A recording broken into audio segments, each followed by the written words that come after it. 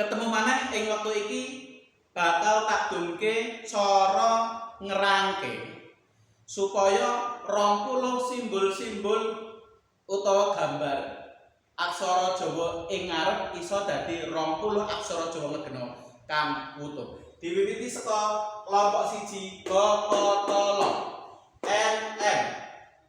Iki ho karo lo, yen ho n strip n, yen lo n strip n di strip ngisor langsung.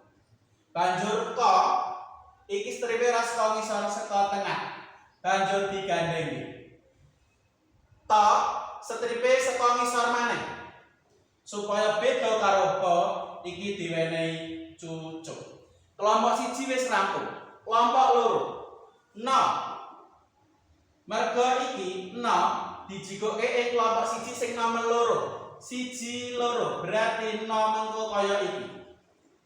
Dadi saka tengah banjur digandhengi. No. Yen do ora saka tengah nanging saka ngisor rada miring. Ngisor kiwa miring banjur digandhengi. Lah, so yen so kuwi saka sisih tengen ngisor miring banjur digandhengi. Wis dadi kelompok 2 wis rampung, banjur kelompok 3. Kelompok 3 padha dijikuk kelompok 2 sing nomor 3. 1 2 3. Berarti co mengko memper utawa mirip kaya aksara so. Apane? Glendhukane. Carane kepiye? Saka tengen ngisor miring banjur diglendhukke. Aksara wa gampang, kari nambahi strip ngisor. Do gampang. Yang iki strip ngisor do kuwi kari nambahi huruf W. Dadi banjur aksara ra ga paya. Ra ditambahi kucir ngarep.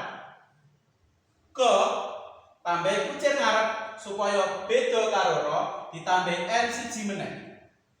Po ora usah ditambahi kucir, nanging ditambahi strip, banjur n-e uga loro dipisah. Ya, n rasa ditambahi kucir, nanging strip, tambahi n supaya beda karo po ditambahi strip lan n. Wis dadi. Tanga banyak didelok. N strip iki ditambahi huruf e, iki pancing. To karo ngo wis beda. Sing isih padha ngo, bo, nyo. Kanggo mbedake. Ngo sikile 1 wis bener. Bo sikile ditambah 1 meneh.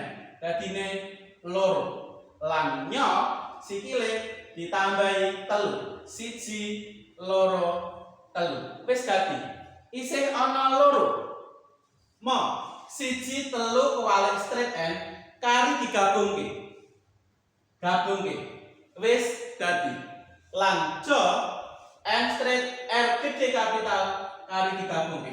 20 aksara Jawa ngegena wis rampung. Di bulan baleni anggone ngapalke lan Sladen muga-muga cepet apal. Matur nuwun.